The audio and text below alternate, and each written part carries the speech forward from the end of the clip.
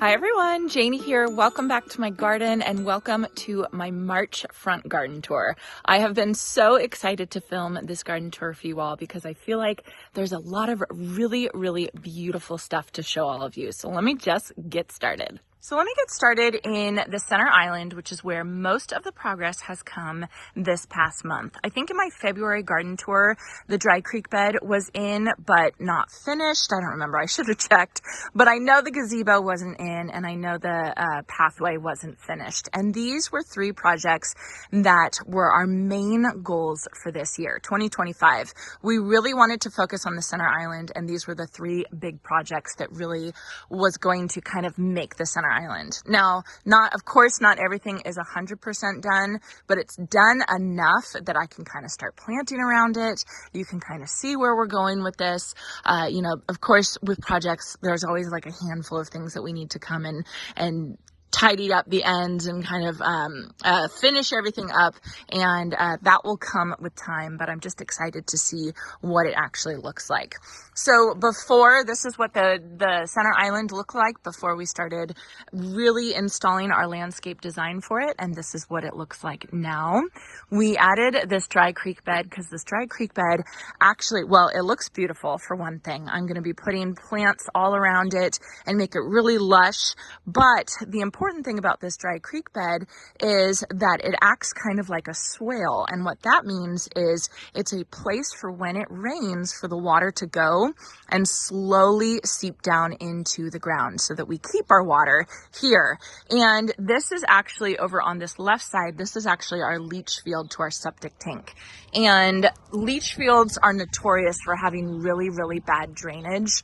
And so a lot of things have trouble growing over the leach field because of the drainage. And so now that we have this dry creek bed and a place for the water to kind of run into, it makes it so much better. And we've had a couple pretty significant rainstorms, and I've seen standing water in the dry creek bed, which is exactly what I wanted to happen. So that is wonderful.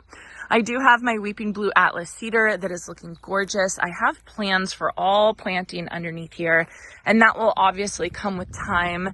I really just kind of hit the go button on planting maybe like 2 weeks ago. And so I'm just kind of working through everything and getting everything in the ground where it can start growing and it can really start looking beautiful. So this project is another project that we did. This was our pathway. All of our pathways are edged with metal edging. And then we did start doing decomposed granite, but I ended up changing my mind when we did this pathway, and we ended up putting in this 3/8 inch granite, which is basically the same stuff that decomposed granite is made out of, but it's just bigger rock size, and I love it. I love it. For one thing, I don't have to worry about the cracks. Decomposed granite sometimes will get cracks in it, especially when it's really hot and dry, which it is very often here. We don't have to worry about that with the gravel. It is a little less like clean, like you can see the gravel. We could come out here and we could rake it if we wanted to, but I just think it's really pretty and it's really soft, and I'm super happy with it. We already started planting some annuals. This is Super Bina Raspberry, which is just a fabulous plant. These plants have basically doubled in size since I planted them not too long ago. They are just such a gorgeous color, and one of the reasons why I love them so much is you can really see the color from far away. And I had planted one planting of these last year that was right over in that spot, and I loved it so much I knew I needed to repeat it. So I repeated the Super Bina Raspberry, more there, I put some right over there, I put some up there, some here, and then some over there in the long border. And I am just so happy with it.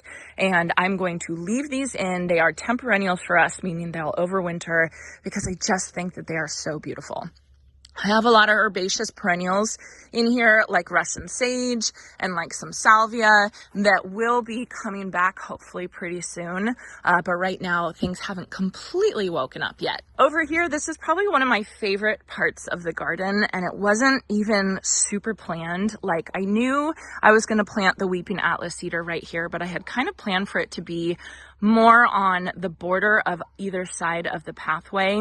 And then we ended up moving it over here because there was kind of this mound of compost. We did the no-till method pretty much throughout our whole property, but we had a whole bunch of compost right here, and it ended up making a mound. And instead of spreading it out, we ended up just leaving it as a mound and planted the weeping blue Atlas cedar right in it. And it has just become such a centerpiece of the center island and of my garden. We added some of these rocks here. These rocks were here when we moved in, and I think they look really good. And then we have this beautiful Chinese fringe flower in front of it. And this is one of my favorite shrubs because it blooms these gorgeous, gorgeous blooms early in the season, and it just gives so much color, and I'm just so happy with it. So I can't wait to add more color, more blooms around this because it already has the structure that it needs. It just needs a little bit more planting kind of all around it. So that's something that I'm definitely going to be working on hopefully next month. So then over here we have our beautiful gazebo. I love it. I especially love it because honestly, this was a budget gazebo. It was not too expensive. It was under $2,000, which is absolutely incredible. I will put the link to the gazebo in the description down below, but I just want to warn everybody that, you know, we just installed it, so I can't really vouch for how well it's going to last over the summer and winter and everything, but so far we are very, very happy with it. The other thing that we did with this gazebo is we lifted it up. You can see our property is so incredibly flat. There is zero change in elevation. And so just having the slightest bit of raised mound like the blue Atlas cedar makes such a difference for this property. So the gazebo was raised up onto a raised deck right here. And we have a couple steps up to it. I'll show you over on the other side, but it made such a difference to raise this gazebo up a little bit. I mean, such a difference. So whatever money we saved on the gazebo part, we ended up paying for it on the deck part, but that's okay. It was totally worth it. And then the other thing is, so that door right there, that's the door to our dining room and kitchen, and we can see out that door, and by raising it up, our sight lines are completely maintained because we can see straight through the gazebo to the rest of our garden, which is really great. Now we have this whole area right here that we are going to be extending the dry creek bed, and then we will have some boulder fountains and everything like that. So we have plans for all of that, and this is what I'm talking about by saying we're not 100% done with the center island and the dry creek bed and everything, but we're very, very far that I feel like I can start planting and really make a difference. Now, as I'm sitting here, let me show you guys. As I'm sitting here and I look out, the sun is in quite the spot right now, but it actually feels incredible, amazing. You can see I have these two red buds right here. I have one right there, and then I have one over there. And I think I've decided that I actually want to move this red bud. Again, I had planned to plant it on either side of the dry creek bed, but I think that once this guy gets big and leaves out, it's going to block our view as we're sitting here. So I think I'm just going to move this red bud just kind of right over here, and then I'll show you I have a whole bunch of conifer plants over there from Isley Nursery that I'm going to be planting around the gazebo as well. And then of course I want to plant something that will grow up the gazebo because that's my absolute favorite look. And I'm going back and forth between star jasmine and honeysuckle. I think I'm leaning towards honeysuckle because I already have star jasmine over there on my espalier, but I of course haven't decided yet, and that will come with time. But can you see, I'm just so much higher up here, and I have such a good view of the whole garden. It has completely changed everything. Oh my gosh, you guys, I just love it. So here's a look at what the gazebo looks like from this side. You can see we have two steps coming up. We're waiting for boards to get installed to cover the fascia over here. And then our plan is to have two big pots on either side, probably terracotta pots, and plant those up with lots of beautiful blooms and everything. And then you can see that we took soil and we kind of sloped it up to meet the side of the deck. I didn't even think about this when I did this, but my dad, who is an engineer and pointed this out, he said you don't want to have soil right next to the wood. So we actually have to pull it away and install some, it was like roofing paper or something like that. He told me what it was. I'll put it on the screen right now. But basically that will protect the deck from rotting from being right next to the moist soil. So pays to have a dad who's in engineering.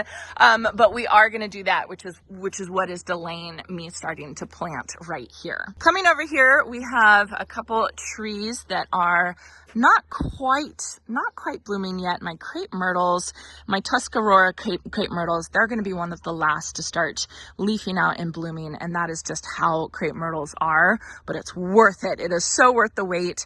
And then we have my little gem magnolia right there. The red bud is starting to come, looking really good. And then this right here, this is my El Nino Catalpa. It doesn't look like much right now. I pruned it way back into just 3 main branches because I'm pruning this into a tree. Unfortunately, when we were spreading all the wood chips here, one of the branches got nicked. And so it's a little off balance right now. If you guys can see, there's a short trunk there, a longer trunk there, and a longer trunk there. But this is such a fast grower that I'm just going to wait for it to start growing and see how I can kind of fix it and make it look a little bit better. And then here's another look from this direction with the pathway.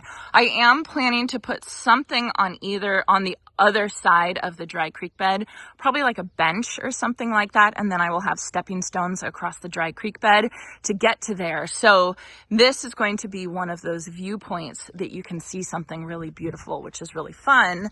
And then coming over this way, if you can imagine sitting in the bench there, this wasn't even planned, but if you look this way, right at the other end, I have my deodar cedar and then the homestead verbena all around it right there, which is just gorgeous. So that was just a happy accident to have a vista this way and a vista the other way. So you can see here, we still have piles of materials that we got to deal with. So we're not completely done with projects yet, but looking just past that, you can see that we have Spanish lavender that is totally in bloom, beautiful. Have a gorgeous pink bearded iris underneath it. I have to say, I'm impatiently waiting for this bearded iris to bloom. I want it to bloom. I know it takes a while for bearded iris to bloom, but I have just been waiting for this stuff to bloom for so long. So hopefully it blooms this year. I really want to transplant it because I have so many other things I want to plant in this raised bed, but I'm trying to be really patient with it.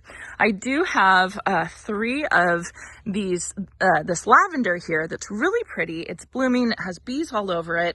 However, I don't think these guys are very long for the world because they were here when we moved in and they obviously hadn't been pruned because they have a lot of woody growth on the inside.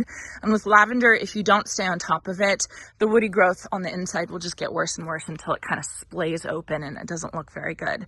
So I'll probably leave them in this year, maybe, and then I'll end up taking them out, which is a bummer, but lavender grows so fast. I think I'll be able to replace it and it'll be completely fine.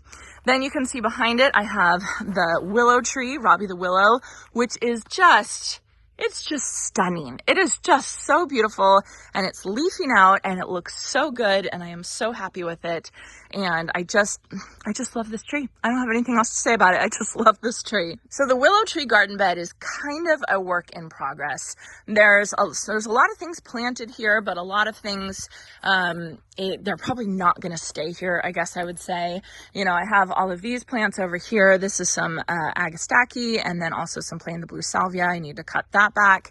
This is my Chinese pistache tree that really had a lot of transplant stress when we planted it last fall.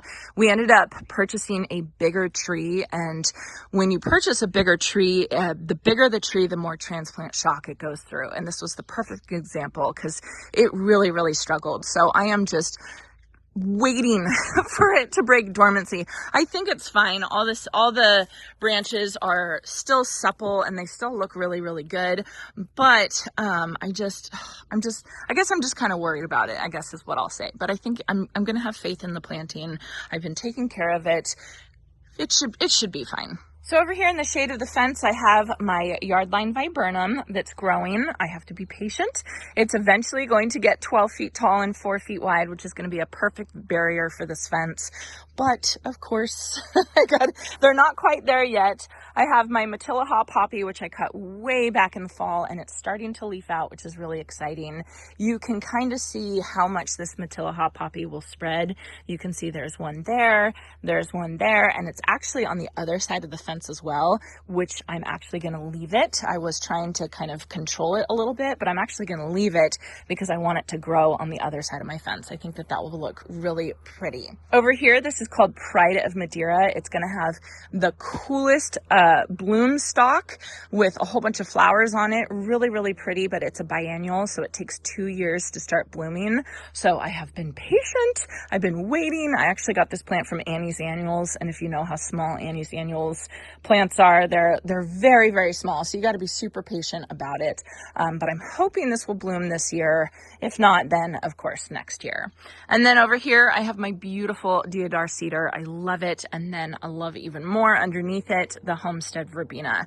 This plant is just one of the most amazing plants. I actually had this plant as my April blooming garden plant, where every month I would plant something that would bloom reliably that month. And it will bloom in April, but this just goes to show you that it will bloom in March as well. Okay, so then starting with the orchard garden pathway, you can see this pathway is supposed to basically connect to the center island pathway, kind of like that across the driveway. I kind of wish this was kind of more splayed out on either side like that one was. I'll probably move it. That's the cool thing about this, this metal edging is it's super, super easy to move. And eventually, well, next year, we're going to extend the pathway to come out this way and wrap around the willow tree garden bed. So that is something else. That's another benefit of using this metal edging because it's just really easy to kind of move around. So on either side of this pathway, I just pruned my Sweet Romance lavender. So that's all set, ready to go. I just pruned my Pink Profusion salvia. My fig tree is starting to come out of dormancy. There's a little bit of buds on it, which is really exciting. Everything is just kind of starting to wake up. This is my lime tree. A lot of people think it's a lemon tree because everything that's on the ground is yellow, but they're actually limes. It is such a profuse performer. Is that the right way to say that? Prolific performer. There you go. But I have noticed that I do have some yellowing leaves, so I do need to fertilize this lime tree. So I will probably do that pretty quickly. We do have a rainstorm coming, and I like to fertilize right before the rain happens, just so everything can soak in. So I'll probably give this a whole bag of citrus fertilizer right before the rain starts. Just behind there, I have my Miss Molly butterfly bush that I just now realized I forgot to prune it, so put that on my list to prune. I have a plumbago right there, which has not started blooming yet, but it should bloom pretty soon. I do not need to prune that one.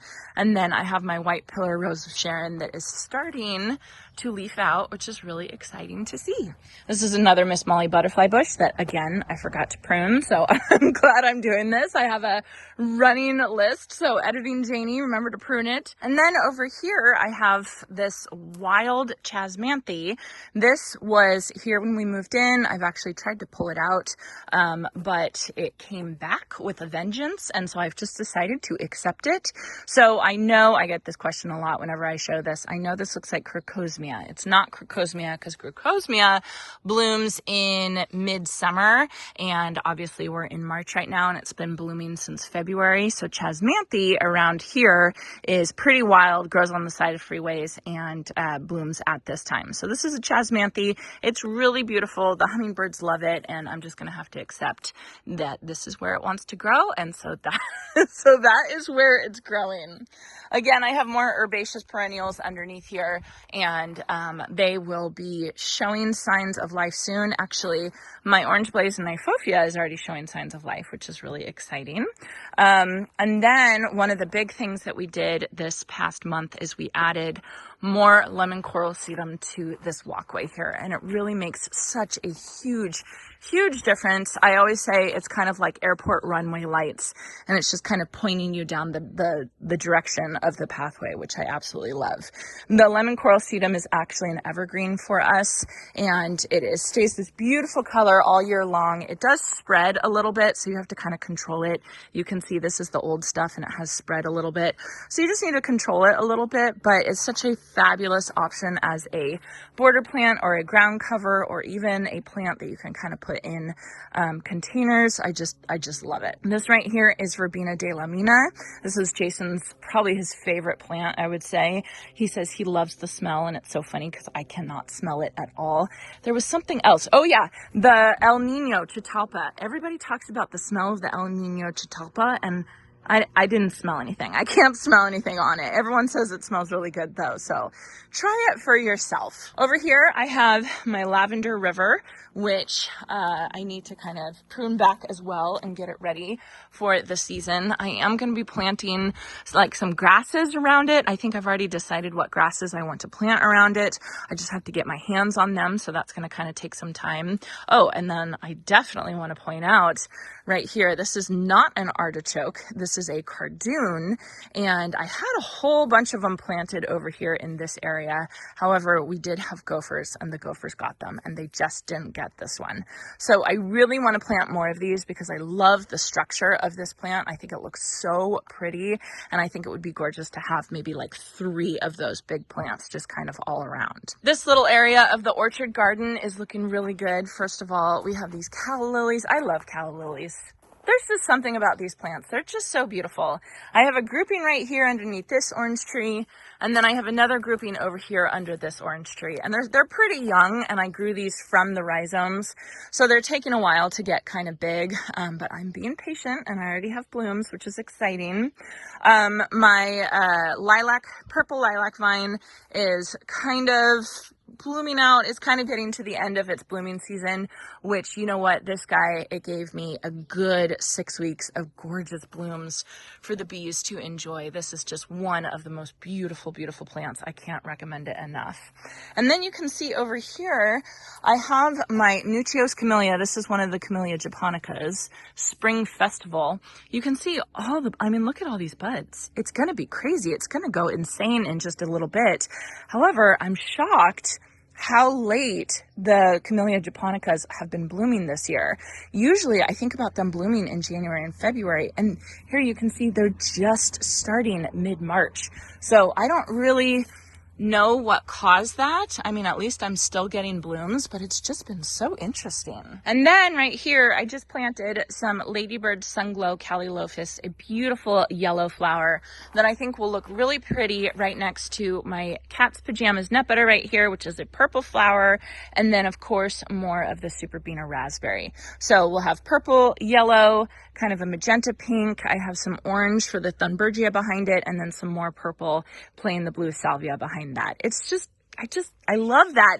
Those bright saturated colors. I just love that look. Okay, and then over here you can see my lemon coral sedum pathway. We didn't have enough to continue it all the way down the pathway, but I think that it's going to be fine because as these plants grow in, the Surefire Rose Begonia, the Helen von Stein Lamb's-Ear, the Whirlwind Blue Scaevola, they're going to cover the pathways. They're planted so close to the pathways that they're going to cover the pathways, which I love that look, but they would have smothered the lemon coral sedum anyway. So I think it's probably good that I didn't plant it. Over here, I have my living fence with my Clematis armandii, and you can see it's blooming and it smells incredible. And this is just the best plant ever, and I just love it so much. And my goal is to cover this whole fence right here with this Clematis armandii, so you can't even see the fence, you can't see the arch at all, and it'll just be a living wall. And you can see we are definitely getting there. These were only planted last year, and of course you have to think of the sleep, creep, leap adage, and so we're just getting into the creep year, and I am pretty happy with it already, even with just the creep year. This big tree right here is actually a black walnut. It's starting to leaf out. I like it because it gives us some really nice shade. I don't like it because you can't plant a lot of things underneath a black walnut, which is very frustrating, which is why this bed looks a little sparse, but I'm working on it. You know, I'm learning all about the jugalone that it secretes and plants that can handle the jugalone. And, you know, it's just kind of a learning process to see what is going to be able to survive underneath this tree. Now this whole area, which I'm going to start calling my front courtyard, because eventually I'm going to have a fence and a gate right here, so it's going to feel more like a courtyard. So I'm just trying to train myself to start calling this my front courtyard. So you can see my Star Jasmine espalier is looking incredible. It grew so much faster than I thought it would. I'm so happy with it. We're not even at 2 years yet for this one, and I had imagined that it would take a full 3 years to completely finish the espalier, but we're so close. We just have a couple spots left for it to grow. This Star Jasmine should start blooming right around Mother's Day. I always think of it blooming around Mother's Day, and it's just going to be so beautiful. I love it. Underneath it, I have some daffodils that I had planted last year, and they came back and they're looking gorgeous. And then I also have some Superbena Whiteout and a couple other things that I am planning to revamp this garden bed. I haven't decided what I'm going to do yet, but I am planning to take a lot of this out. What I did just the other day is I did this whole planting plan, which I am in love with. You can see it is a raised area. It's a berm. It's just one of those other places that we tried to add a little bit of height to our very, very flat garden.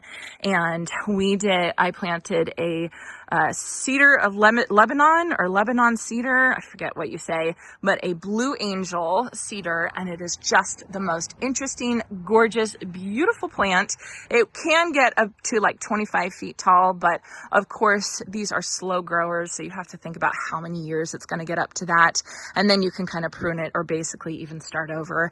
That's the recommendation that Isley Nursery, who grew this plant, gave me, which kind of opened my mind to a lot of plants. Yes, in 30 years, maybe the deodar cedar will get up to 50 feet tall, but you know, that's 30 years from now. Think about where it's going to be before then.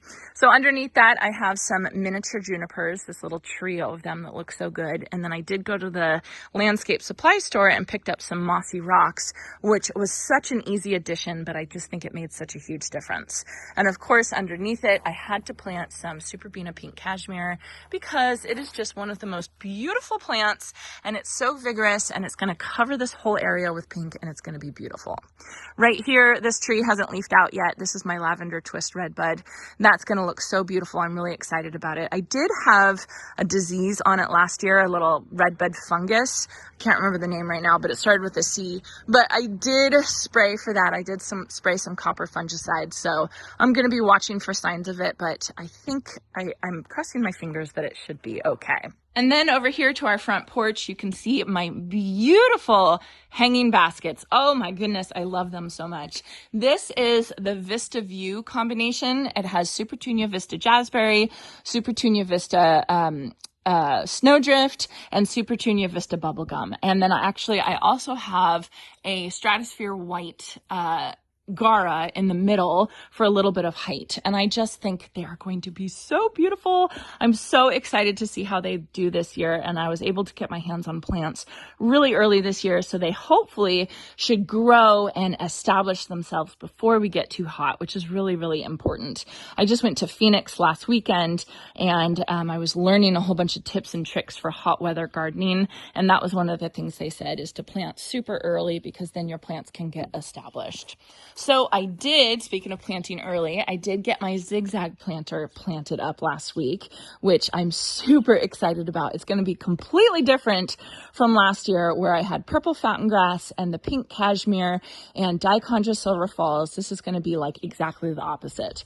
First of all, I have totem pole panicum grasses right here. I actually planted these last fall. They're starting to wake up right now. They're going to get huge. They're going to get about 6 feet tall and 2 feet wide. And so they're going to be the height in this zigzag planter, which it definitely needs. Then for some color, I have the new Supertunia from Proven Winners. This is Tiara Pink. They also have a Tiara Blue, but the Tiara Pink is very vigorous and gets very, very big. And so they say it gets about 2 feet wide, but I think it gets even wider than that. So I'm excited to see how it does. I have a Sweetheart Lime Ipomoea or sweet potato vine that's going to be lime green. I have whirlwind blue scaevola, and then finally I have stratosphere pink pickety Gara. So I think this whole combination is going to be absolutely gorgeous. I do need to plant up my containers right here. I think I'm going to do heliotrope again because it did so well, and I enjoyed the smell of heliotrope. It's just one of my favorite smells in the whole entire world, and so I got to get those planted up, but I'm pretty happy with where we're at right now. So here's some of the plants that I got from Isley. I just want to say a huge thank you to them because I went and I visited them last year and I did a garden tour of their display gardens. I loved it so much, and then they asked if I wanted some of the plants that I saw in my garden, and I said, heck yeah, thank you very much. And they're so great because they breed their plants not only to handle more cold, but also to handle more heat. So for instance, this tree right here and this tree right here, these are Japanese maples, but they're actually Korean maples / Japanese maples. They're a combination, and that addition of the Korean maple allows these trees to handle the heat better and to handle the cold better as well. And so they have these series. This one is part of the Pacific Rim series. This one's Wabi Sabi maple, and these plants are supposedly just supposed to handle conditions so much better. So I'll keep you guys updated on how these plants do in my Zone 9 garden, but Isley was pretty confident that they were going to be very happy. Then I have a lot of other really just beautiful plants. I have a Hortsman cedar right there. Can't remember the name of this one. Chandler's Monterey Cypress. Isn't that beautiful? It's just, oh, it's just going to be gorgeous. So I can't wait to get these guys planted. Again, a couple of these I'm going to be planting around my gazebo, but I have to wait until we put the paper, the protection along the wood before I really start, going crazy and planting. Okay, then finally I will show you guys my long border. I always, for some reason, leave my long border for the last, which I shouldn't because I'm not giving it the credit that it deserves. So right here we have a Traveler's Weeping Redbud. It is starting to bloom, or it's starting to bud out, I should say, which is really fun. But I'm obviously not going to be able to get this on a garden tour, but I'll make sure to get it in another video throughout the month. But oh, just so pretty, so pretty. Then here you can see we have our podocarpus, which are doing so fabulous. Where I was talking about my Chinese pistache over there having transplant shock, these guys had 0 transplant shock at all. And I'm really, really happy with that because these guys are, as they grow up, they're going to give us a lot of privacy and protection, and they're going to kind of enclose this whole area, which you can see it's pretty open right now, and I really need to kind of enclose it a little bit more. So these podocarpus are definitely going to do that. So I'm excited that they didn't stress at all when they got planted, and hopefully they'll grow really quickly. I do have my purple hopseed, which is looking really good. It looks like it's starting to bud out as well. These get little pink papery blooms on it. So I'm excited to see how that does.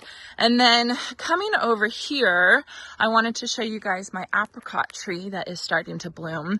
This one I think had a fungus too, just like the lavender twist redbud. And so I did spray this one too when it was dormant. I did spray it with a copper spray. So I'm glad that I was on top of it because hopefully I'll get a little bit more production this year. I also pruned it, and I'm actually very proud of how I pruned it. I think I did a really good job with pruning. I am not confident with pruning fruit trees. It's one of those things that I don't know. I think I need more practice, I would say. And so I'm really happy with how I did. And I think that I should get more production than I did last year, because last year I didn't get good production at all. More podocarpus, and then I have this lemon cypress right here that's looking really good. I have raspberry verbena that's going to be growing in and bringing that color. And then I wanted to show you guys these. These are candy corn spirea. And the new growth is like this red color that turns to orange, that turns to yellow. And I have to say, so the sun rises, you can see where the sun is, and it's the morning. The sun rises, and it was coming through this plant, and I could see it from my porch. And it was just such a beautiful, beautiful color. And I just have to say, I'm really impressed with this plant. I love it. All right. I got to catch my breath. That was a lot. I love March, April, May garden tours. There is just so much fun, beautiful stuff to show. And there's so much change in the garden. I feel like every single week there's something else blooming or something that's come out of dormancy. And it's just that really exciting time of year. So anyway, if you all are still with me, thank you very much. So that's going to be it. Stay tuned tomorrow for my back garden tour. I'm going to have some water, and then I'm going to go film the back garden tour because I got a lot of good stuff to show you there. I hope you all enjoyed this, and I hope you all have a chance to get in your garden today.